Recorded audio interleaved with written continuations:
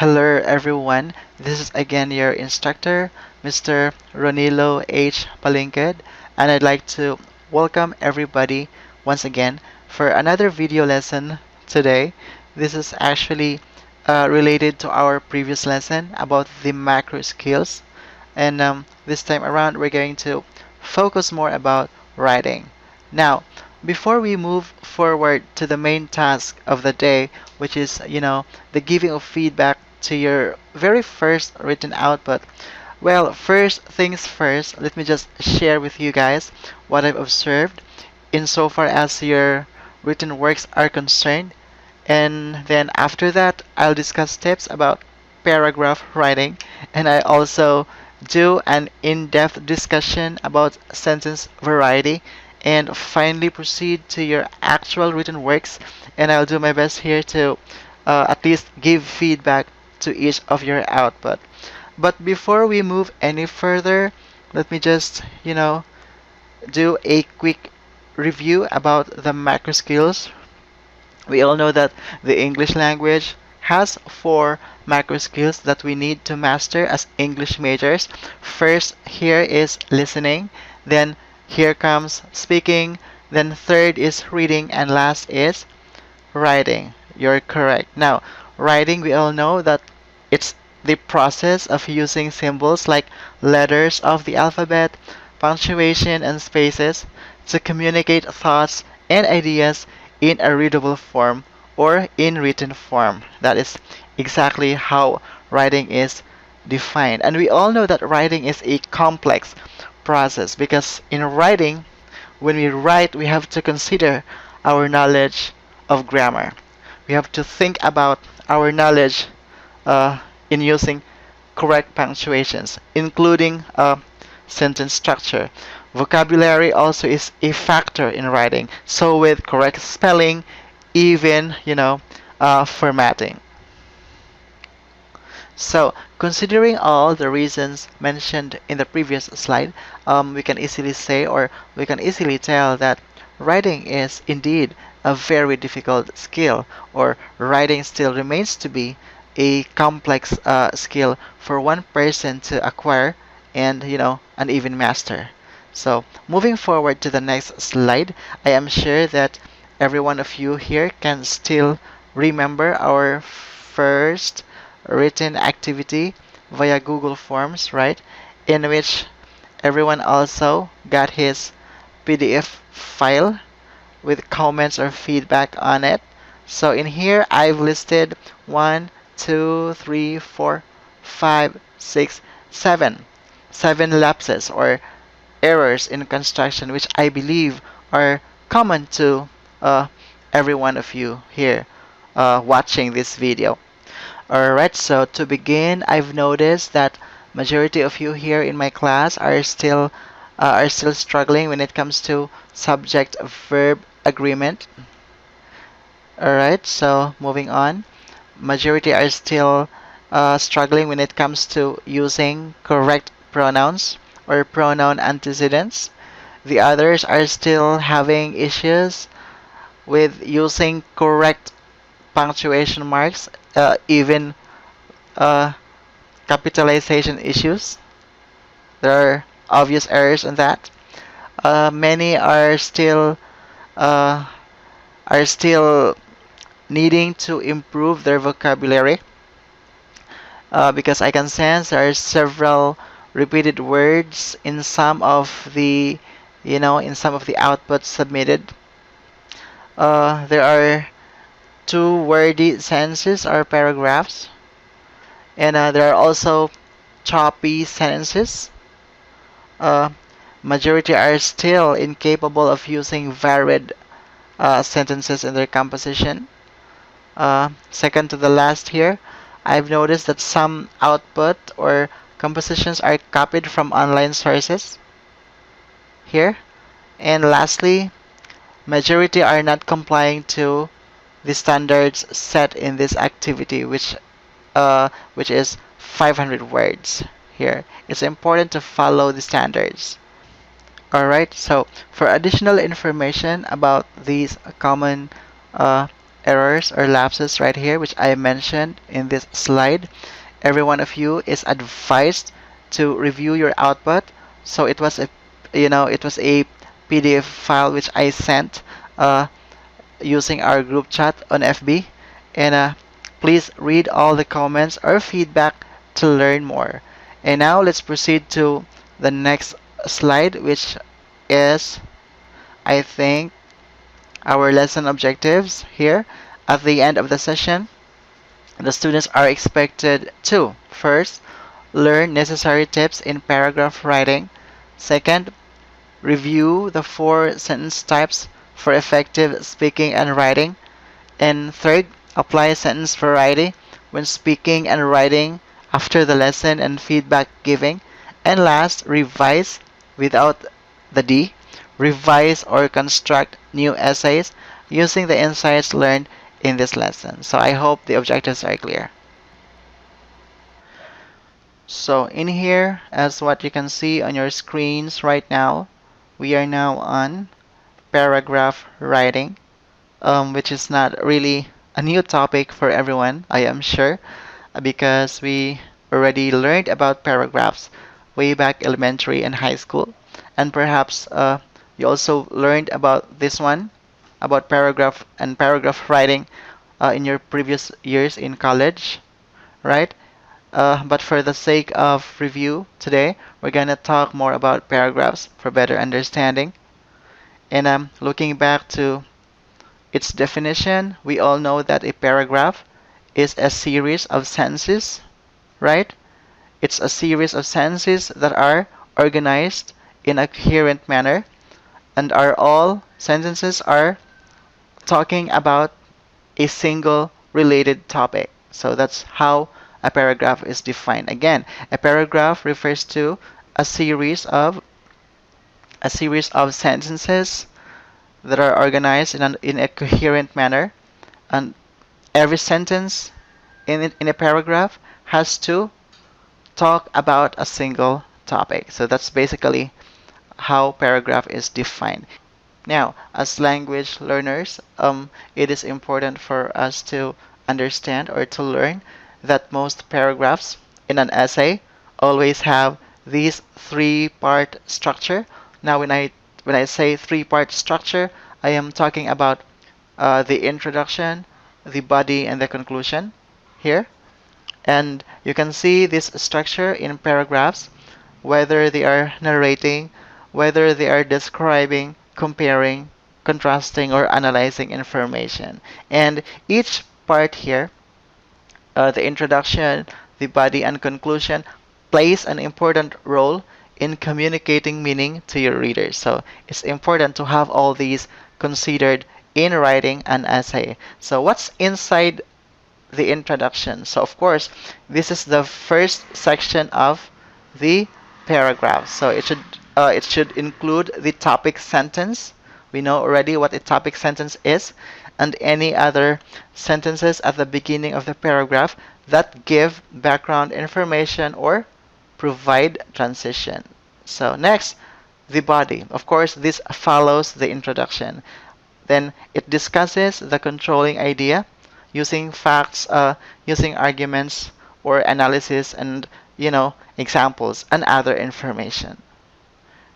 Right. Now, how about the conclusion? So this is obviously the final part or the final section, and it summarizes the connections between the information discussed in the body of the paragraph and the paragraph's controlling idea. So please, everyone, do not forget, in writing an essay, it always has these three parts here, which I mentioned. It must have an introduction, your body, and the conclusion. So please do not forget. Alright, so before we go to the next slide, let me just go ahead and read or discuss these few important reminders, few important points in paragraph writing. I believe all these are helpful tips for us to improve. Now, first here is indent or skip a line. Now, if you have 3 or more paragraphs in your essay, you may indent each one of them, but do not skip a line. Or if you skip a line, if you skip a line, do not indent. So please remember this one. Next here is, it is important, okay? It is important uh, that all supporting sentences within the paragraph focus on one central idea or focus on one thesis statement, and that all ideas directly relate to the main idea. For example, if you're talking about fruits on your topic sentence, you can proceed with talking about apples, oranges, or bananas, but not talk about monkeys and carabaos at the end. So that will make your essay or paragraph confusing. Next, a paragraph can be any length, so it depends on you being the writer. Just ensure that the details are clear and that the sentences are coherent and understandable. And then add more details here, add more details in your writing. It's important by providing reasons, by giving out examples or elaboration. Next, there has to be clear transitions in between paragraphs, so it's important that we use flows or bridges to avoid repetition here and to have a smooth transition from one paragraph to the next. And last, always end uh, or start with a bridge, so that's important consideration. Again, always end with or start with a bridge. So, hoping all these tips are helpful. So, I think we can now proceed to the next slide here. Alright, so let me just go ahead and show you some examples here. I think I mentioned that if you're having 3 or more paragraphs in your essay, you may indent each of them, each of the paragraph, but do not skip a line here. Or if you skip a line, do not indent. So this one is a complete example. The first paragraph here is not indented. One line is skipped. The second paragraph is also not indented. Going to the next slide here, as you can see, the first paragraph is indented. Not a single line is skipped right here. And the second paragraph is also indented. Now, moving to the next, that's basically how the structure of your paragraph when it's encoded. Alright, so here comes another example, a sample paragraph taken from a narrative report submitted to me by one of my teachers in senior high school. So everyone is also invited to read the question below. What do you think are the topics on the next paragraph? Again, what do you think are the topics on the next paragraph? So let me just go ahead and read the paragraph for you. The current pandemic has severely affected not only the world and countries' economies but also the educational system in general. Traditional approaches, pedagogies, and methods are no longer appropriate at present, and educational institutions, including DepEd schools, must adopt new ways for learning to continue. At the school level, collaboration and open communication are key factors which help us in our preparatory activities set prior to the opening of classes on October 5, 2020. Now, questions. What do you think is the topic sentence in this paragraph? So I'll give you 5 seconds right now. 5, 4, 3, 2, 1. Time is up. So our topic sentence, you're correct. Our topic sentence is the sentence on the first. So this one, the current pandemic has severely affected not only the world and countries' economies but also the educational system in general. So that's exactly our topic sentence. Now, second question. How about the second sentence? This one. How about this second sentence? Does it relate to the topic sentence? Okay, still, I'll give you 5 seconds.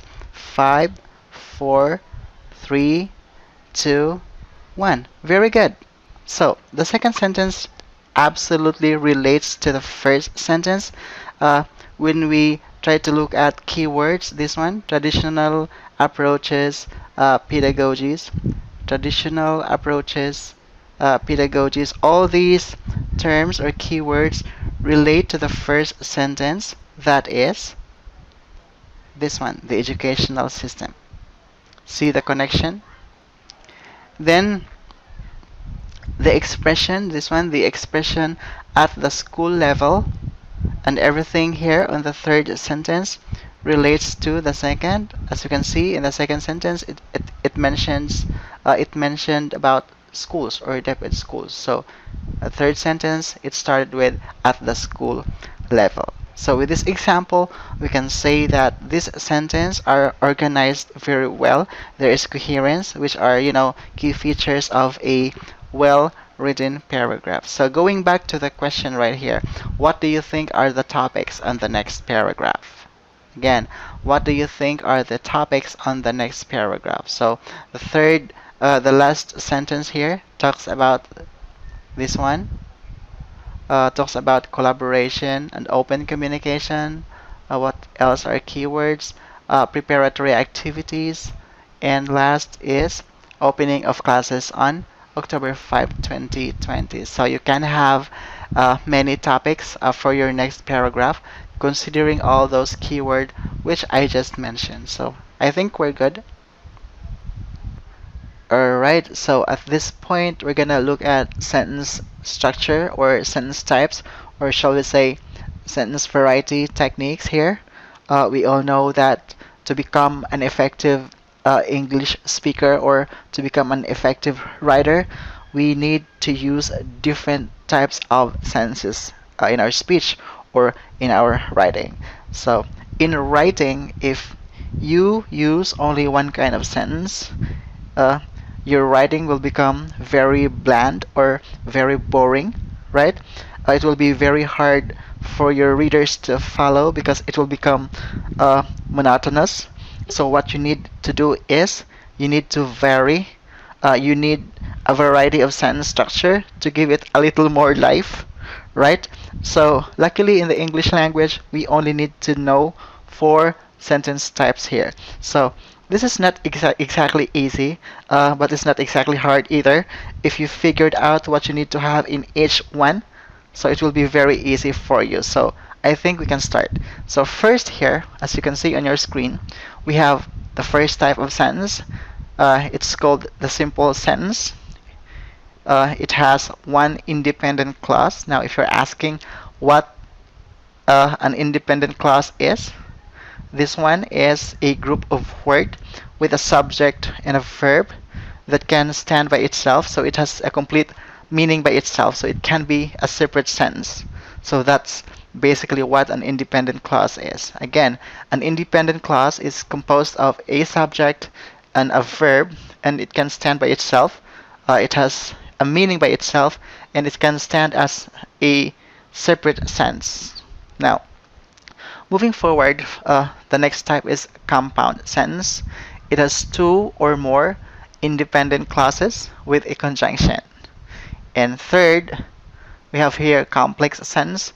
It contains one independent clause plus one or more dependent clauses. So I'll be providing examples after this slide. And last here, compound complex sentence. So it has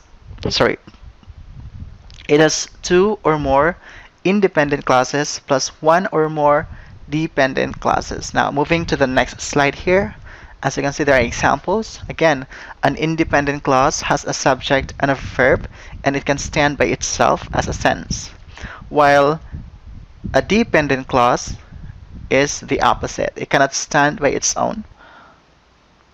Alright, so in here, let's try to look at a few examples. As you may notice, there are parts which I highlighted in yellow, and also there are parts which I highlighted in light blue.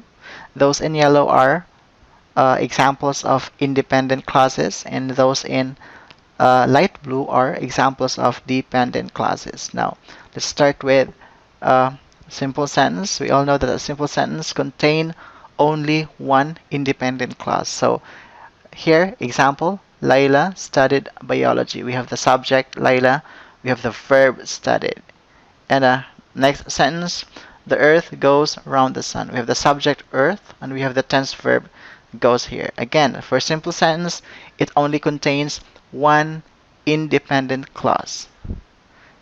Simple. Now, let's proceed to the next, which is the compound sentence. Again, it contains two or more independent clauses joined by a conjunction. So as you can see here, I arrived at the office at 9, comma, and my assistant came 10 minutes late later.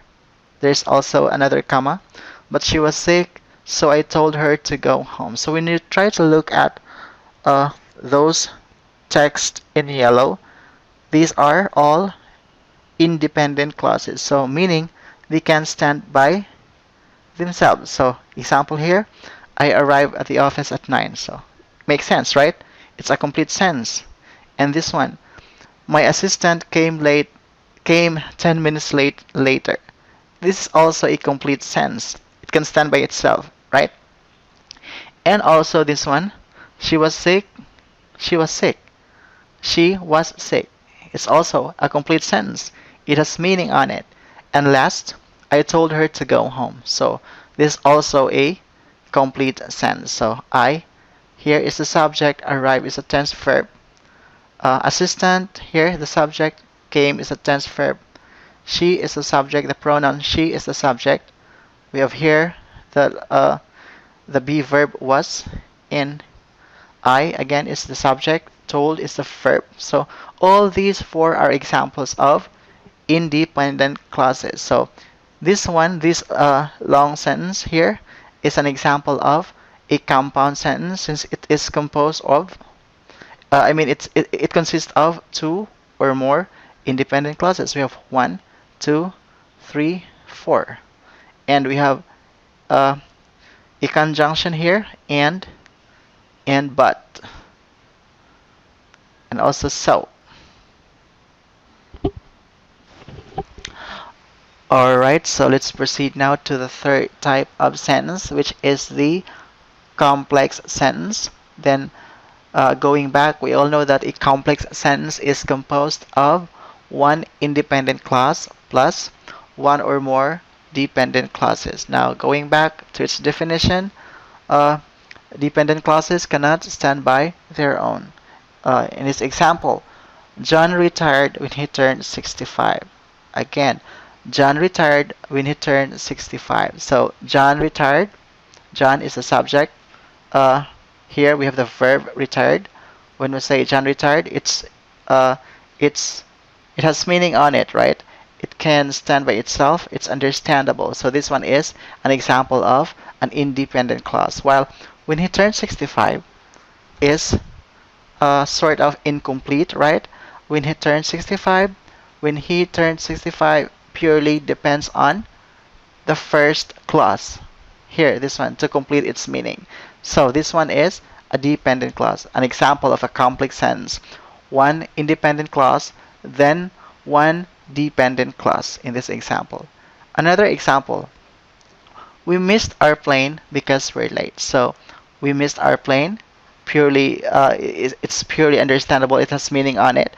We missed our plane because we were late. When we say because we were late, it's hanging. It's sort of incomplete. It has to depend on the first part here to complete its thought or meaning. So that's an example of a complex sentence. One independent clause, one dependent clause.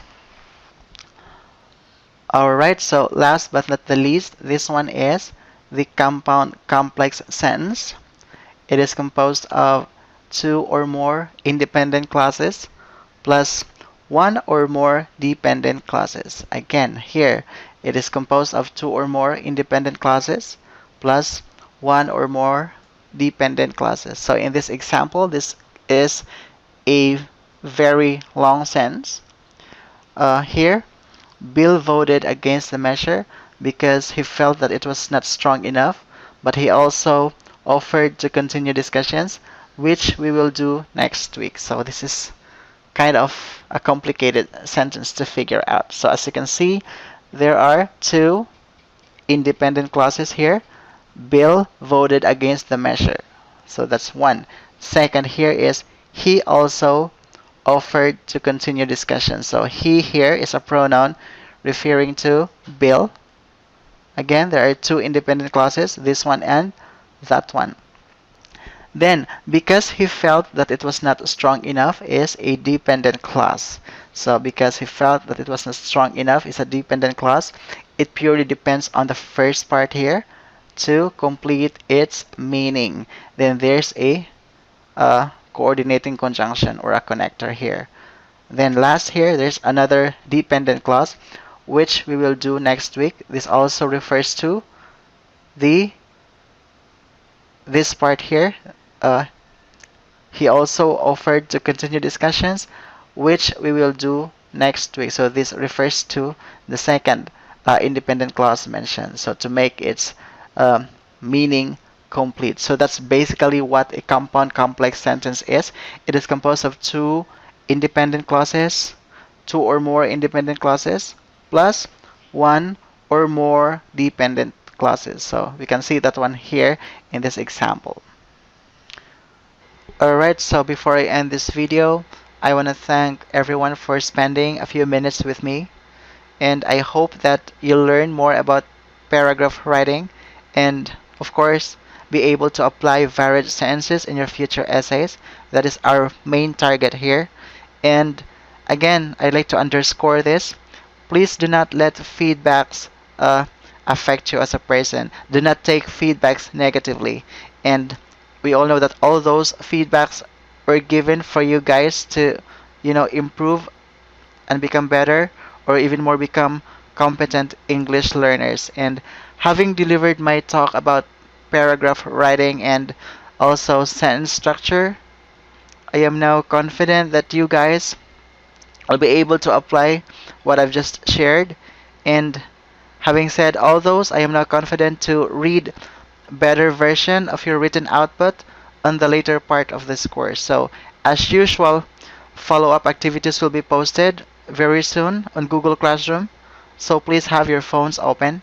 And finally, for a more detailed feedback about your work, you may refer to your PDF file about this.